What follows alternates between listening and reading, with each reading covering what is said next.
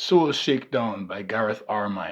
Chapter 1, Extra Biological Intelligence. Oh, by the way, in the printed book and the ebook, there's a glossary for any words you may not immediately get, just so you know. Chapter 1, Extra Biological Intelligence. When I was a little youth back home in Guyana, I used to love go to the creek.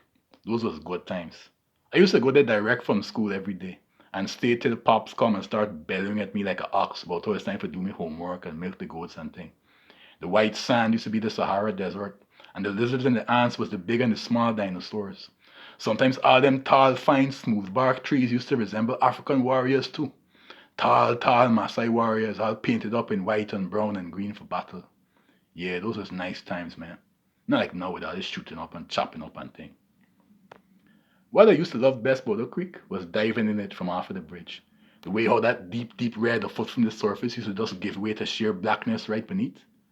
That blackness used to frighten me bad, but I just keep on diving deeper and deeper, like my terror gave me gills.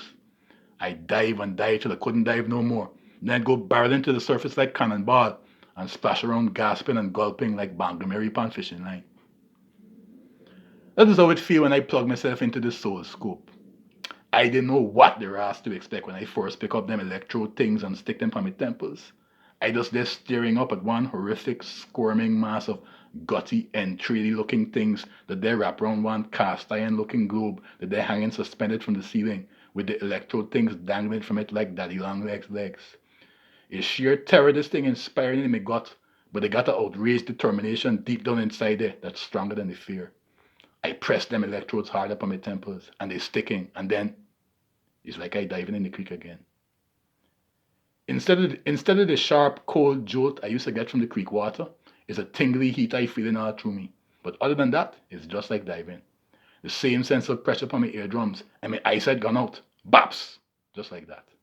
When I try to touch my head and I can't feel it, nor my other arm when I grasp for it, nor my legs, my belly, my eggs and sausage, that is when I really start panicking.